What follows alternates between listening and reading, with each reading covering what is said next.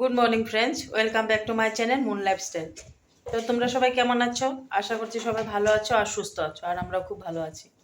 তখন আমি রেডি হয়েই বসে আছি, কারণ দীক্ষাকে স্কুলে দিয়ে আসলাম, দিয়ে এসে চা খেলাম, খেয়ে এখন যাব পিহুকে নিয়ে। পিহুর এক্সাম আছে, দীক্ষাকে নিয়ে আসবো, পিহুকে দিয়ে আসবো। এখন তো আমার এই ডিউটি চলছে, কারণ যেহেতু এক্সাম চলছে। আর দেখো এখানে পিহু পূজা দিয়ে নিয়েছে, আমি ফুলটা নিয়ে আসলাম, আর ও স্নান করে পূজা দিল। ও চা রুটি খেয়েছে, ভাত বলে খাবে না। দেখো ওইখানে রেডি হয়েছে, রেডি হয়ে গেছে। তো এখন বাজে 10:30। তো এখনই বের হয়ে যাব, কারণ ওর 11টার মধ্যে এক্সাম শেষ হয়ে যায়। তো নিয়ে আসি, নিয়ে এসে তোমাদের সাথে ভিডিওটা কন্টিনিউ করব। চলো দেখতে থাকো। আমরা স্কুল থেকে এসে পড়েছি। আমি আর দীক্ষা স্কুল থেকে আসলাম মাত্র। এখন যাব রান্না বান্না, দীক্ষাকে স্নান করাবো, শরীরে তেল মাখাবো। আজকে এক্সাম্পল ইজি এসেছিল। সব লেখছো? সব লেখছে, ইজি এসে একদম। শরীরের মধ্যে মনে হচ্ছে এনার্জি নেই।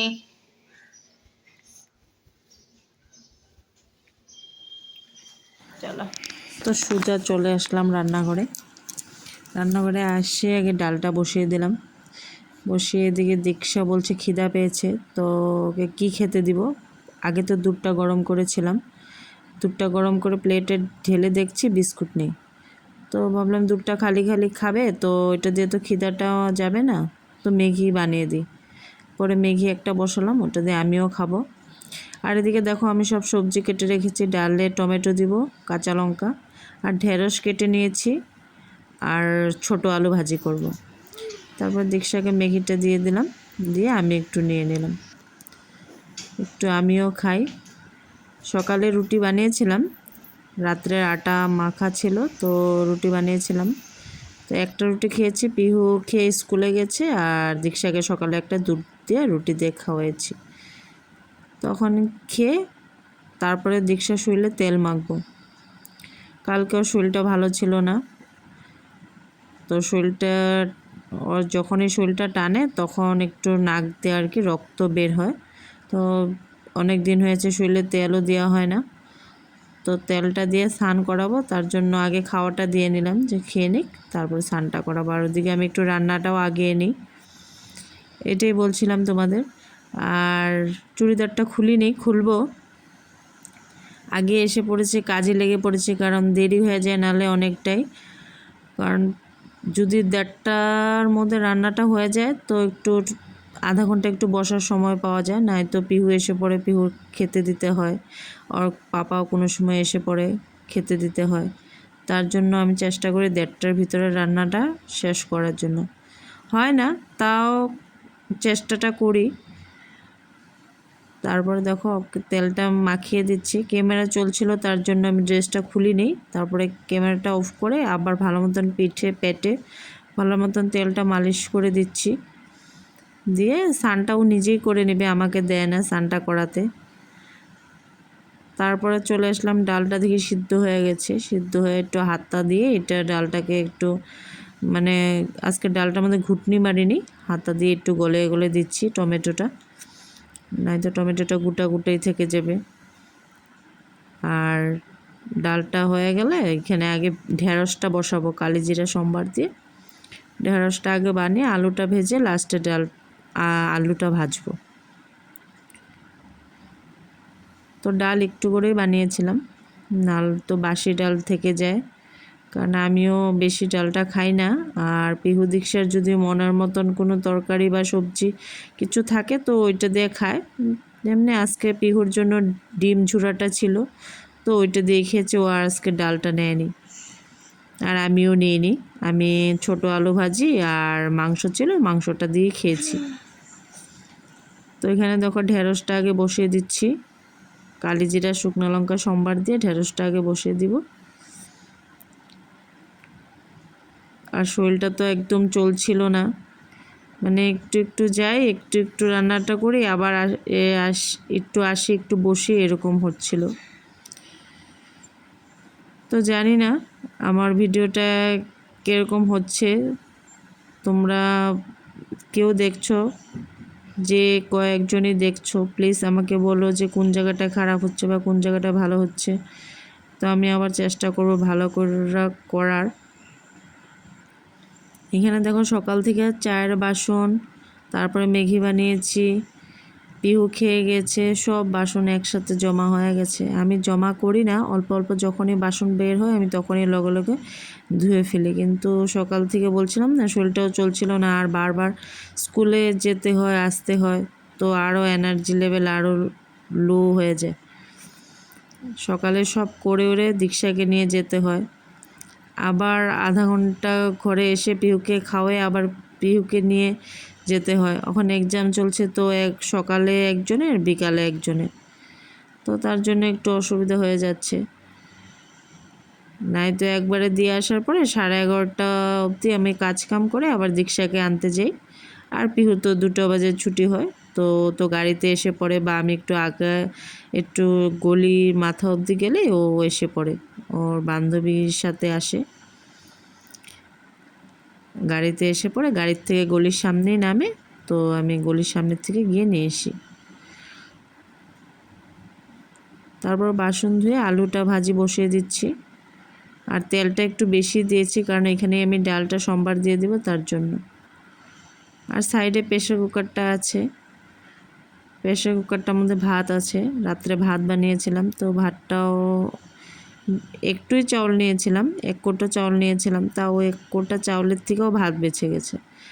তো ঠান্ডা ভাত খেতে হবে, তার জন্য ভাবছি যে ভাতটা দিয়ে দিব। তো এখানেও একটু চাউল নিয়ে 1 কোটা চাউল নিয়ে বসিয়েছি, জলটা বেশি করে দিয়েছি যেন ওই ভাতটাও দিয়ে দিতে পারি, দিয়ে মাঠটা গেলে নিব। তোমাদের এটাই বলছি যে দেখো এখানে আলুটা বসিয়েছি আর ভাতটা, আর ভাত রোজ দিনই থেকে যায়, যে তোমরা কেউ ভাবো না যে আমরা অনেক ভাত খাই। যার শরীর মোটা হওয়ার সে এমনিই হবে, তার জন্য খেতে হয় না এত। আমিও এত খেতে পারি না, আর ওর পাপাও এত খেতে পারে না। আমরা যতটুকু মানে পেট ভরার জন্য যতটুকু খেতে হয় অতটুকুই। তো জানি না কি বকছি উল্টাপাল্টা, যদি কোনো কিছু ভুল হয়ে থাকে তো তোমরা প্লিজ আমাকে ক্ষমা করে দিও, নিজের ঘরের মেয়ের মতন বা ঘরের বোনের মতন। যাই হোক, চলো ওদিকে দীক্ষা কী করছে তোমাদের দেখাচ্ছি।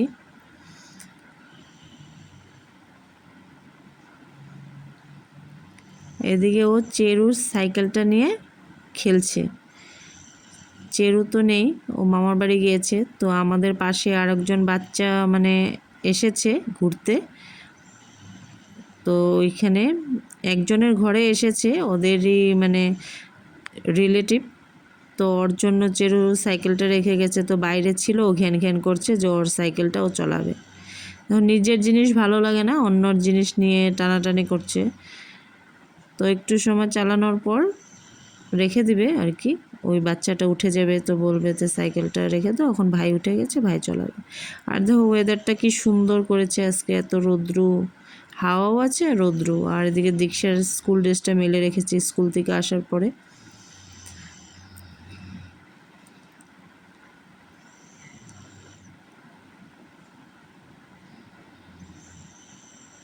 আমি এখানে বলছিলাম একটু দাঁড়াও, একটা ফটো উঠাই, তো এখানে ও পোজ দিয়ে দাঁড়াচ্ছে। তারপরে বেশি সময় খেলবে না, ওখানে এসে পড়বে।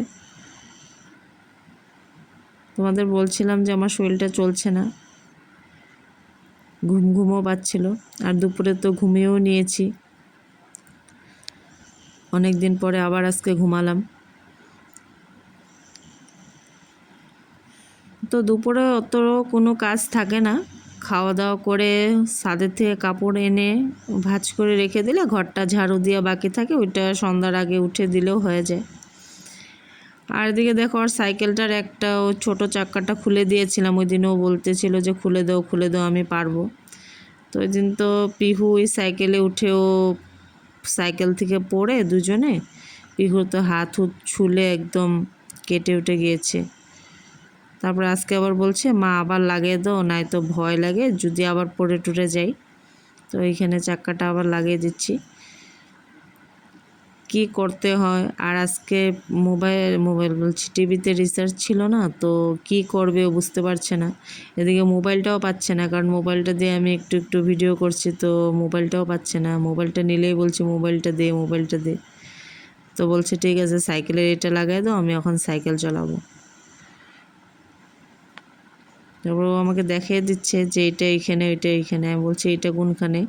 তো বলছে না এটা আগে লাগাও, ওইটা পরে লাগাও, এরকম বলে দিচ্ছে।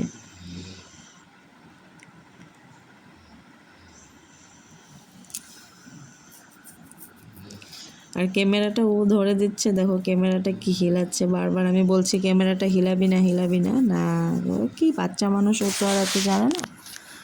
ঠিক আছে,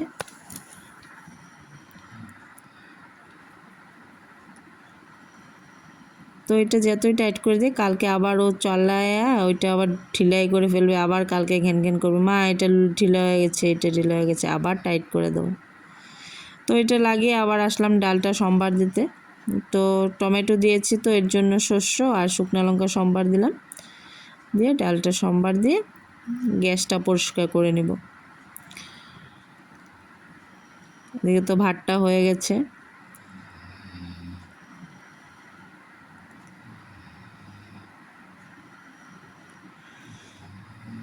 এখানে গ্যাসটা পরিষ্কার করতে করতে দীক্ষা বলছিল মা আমাকে ভাতটা দিয়ে দাও।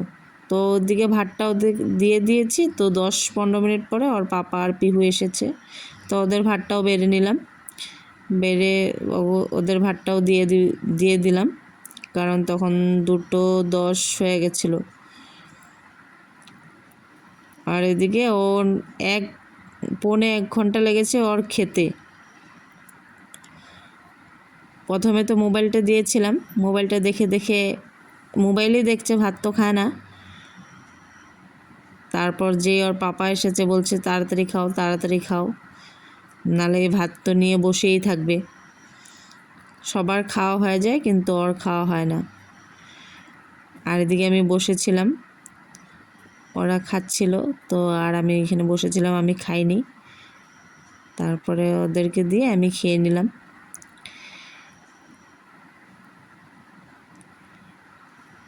খেতেও ইচ্ছা করতেছিল না, কারণ শরীরটা একদম ভালো লাগতেছিল না, মনে হচ্ছিল কি খালি শুয়ে থাকি। তো এরকম হয় কোনো সময়। তারপরে সুজা একবারে চলে এসেছি সন্ধ্যার সময় বলছে, তখন 5:30 বাজে। তো বলছে মা খিদা পেয়েছে, আমাদেরকে কিচ্ছু খেতে দিয়ে দাও। তো ওদের জন্য হরলিক্স বানিয়েছি আর আমার জন্য চাটা বানিয়ে নিয়েছি, কারণ ওর পাপা নাই যেহেতু, তো আমার একা বিকালে চাটা খেতে হবে। তার জন্য ভাবলাম যে না, আমিও একবারে চাটা খেয়ে নিই। তো চাটা খেয়ে নিলাম। আর ওরা বলছে চানা খাবে, তো চানা নিয়ে এসেছে। তো আমিও বলছি আমার জন্য একটা নিয়ে আমিও খাই চা দিয়ে। তারপরে খাওয়ার পরে তো অনেক সময় টিউশন আসলো, তারপরে আর তোমাদের সাথে ভিডিওটা অন করিনি, শুয়েছিলাম, মোবাইল দেখতেছিলাম। তারপর টিউশন যাওয়ার পর ওদের সাথে অনেকটা সময় কাটিয়ে অনেকটা দেরিতে তোমাদের সামনে আবার এসেছি।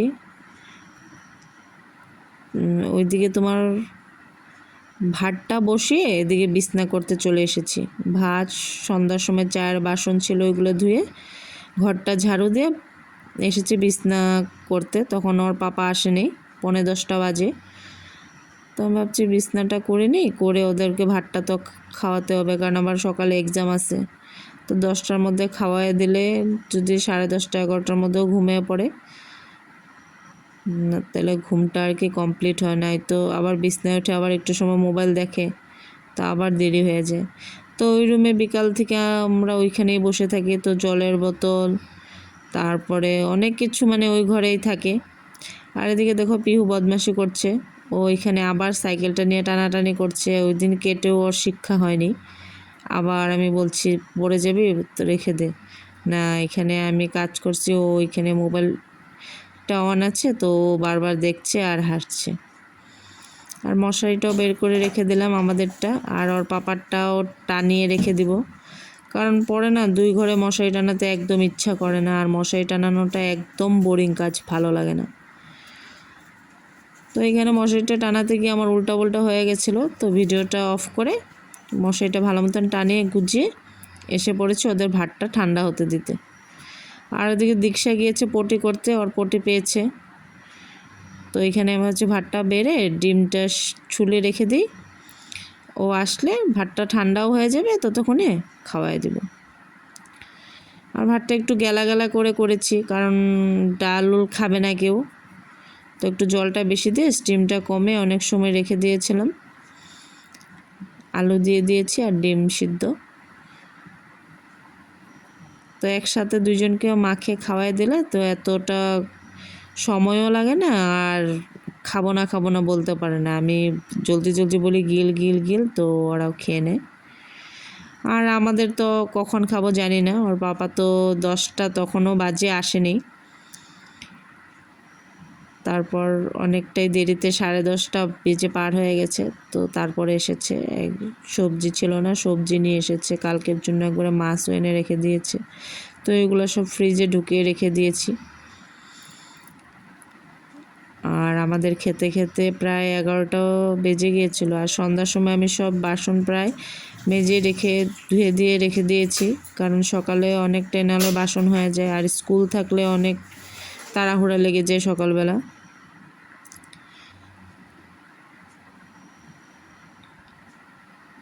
এদিকে ফ্রিজ থেকে তরকারিটা বের করে সাইডে রেখে দিয়েছি, যেন একটু ঠান্ডাটা ছেড়ে দেয়। ভাত তো দুপুরের আছেই, আমার আর ওর পাপার হয়ে যাবে। প্রেসার কুকারে খালি ওদের জন্যই করেছিলাম, তো ভাতটা ঠান্ডা হতে দিব। তারপরে দীক্ষা পটি করে আসার পরে ওদেরকে দুইজনকে একসাথে বসে খাওয়াই দিলাম। আর এদিকে ফ্যান চলছিল, দীক্ষা বলছিল মা ঠান্ডা লাগছে, তো পিহু গিয়ে ফ্যানটা অফ করে দিবে। মনে হয় শরীরটা একটু জ্বর ভাব আছে, তার জন্য মনে হয় ঠান্ডাটা লাগছে নাকি। তো সবাই ভালো থেকো, সুস্থ থেকো, আর ভিডিওটা বড় করব না, এখানে এন্ড করে দিচ্ছি। আর তোমাদের যদি আমাদেরকে ভালো লাগে বা আমার ভিডিওটা ভালো লাগে, তো প্লিজ সাবস্ক্রাইব করে দিও আর শেয়ার করে দিও। তো আজকের মতন টাটা, আবার কালকে দেখা হচ্ছে।